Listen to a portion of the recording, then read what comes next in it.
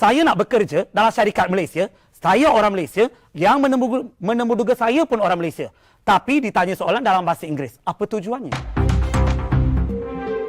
Bahasa Melayu sebagai bahasa kedua ASEAN hanyalah mimpi atau bolehkah ia menjadi kenyataan? Cadangan untuk menjadikan bahasa Melayu sebagai bahasa kedua ASEAN menuai pelbagai cabaran. Antaranya bila mana Menteri Pendidikan Indonesia menolak cadangan tersebut. Dan yang lebih penting, adakah kita rakyat Malaysia sudah bersedia? Dalam perbualan Forum Bahasa Melayu di Pesada Dunia semalam, seperti dipetik daripada saluran YouTube Edwin TV KPM, Profesor Madya Dr. Ramalingam Rajamanikam memberi jawapan supaya impian itu menjadi kenyataan. Nak impian menjadi kenyataan, satu saja. Jati diri bahasa kebangsaan sangat penting. Soal jati diri bukan jati diri sebagai warga negara Malaysia saja.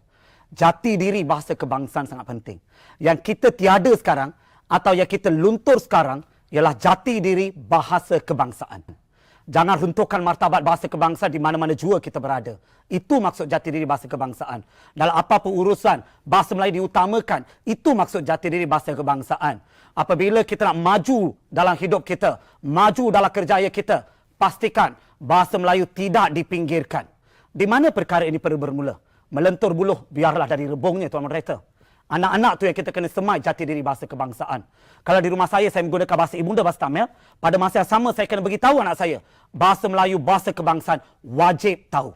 Wajib belajar. Wajib hormat. Itu sangat penting. Bila kita kata memartabatkan bahasa kebangsaan, bukanlah kita kata nafikan bahasa Inggeris. Meminggirkan bahasa Inggeris. Bukan begitu. Martabat bahasa kebangsaan, memperkasakan bahasa Inggeris. Itu maknanya sebenarnya. Itu sangat penting. Pertama, semailah benih-benih bahasa kebangsaan dalam jiwa anak-anak kita. Itu sangat penting. So, ibu bapa yang menjadi penentu macam mana anak-anak itu akan membesar. Itu sangat penting. Selepas ibu bapa dah buat, seterusnya barulah ya kita nampak mereka akan melangkah ke peringkat persekolahan.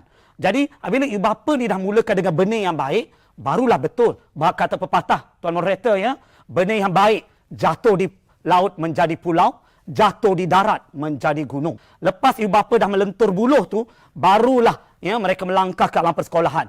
Di sekolah pula, kita tak ada pun jati diri bahasa kebangsaan bagi saya. Kita ada mata pelajar bahasa Melayu, saya tak nafikan. Mata pelajar bahasa Melayu, Dr. Jess, Tuan Moderator, yang menjadikan kita ni berpengetahuan dalam mata pelajar bahasa Melayu. Kita tahu tata bahasa, kita tahu eja, kita tahu hukum bahasa, ya betul.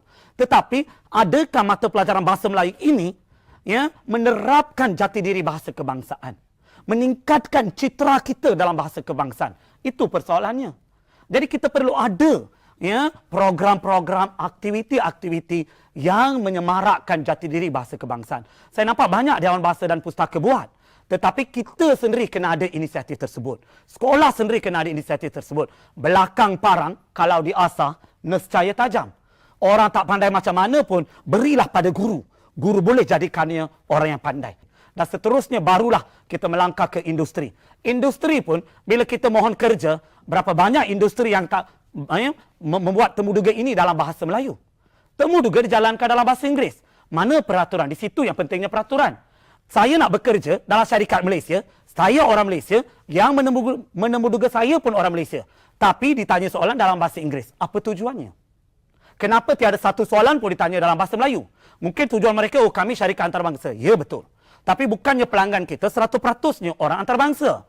Pelanggan kita juga orangnya orang Malaysia. Ada syarikat Malaysia. Maka kenapa tidak ditanya dalam dua bahasa, Tuan Moderator? Itu, ya, ada kalanya kita kata timbul persoalan sedemikian. Seterusnya, apabila kita berkomunikasi, kita dalam kalangan ahli akademik pun Dr. Jess, jarang saya lihat kita berkomunikasi dalam bahasa Melayu. Kita tidak berkomunikasi dalam bahasa kebangsaan. Kita lebih selesa untuk berkomunikasi dalam bahasa Inggeris. Seolah-olah apabila kita bercakap bahasa Inggeris, kita ni dianggap seolah-olah yang lebih tinggi martabat, lebih tinggi status. Kena ingat, status, martabat, darjat kita tidak ditentukan oleh bahasa yang kita tuturkan.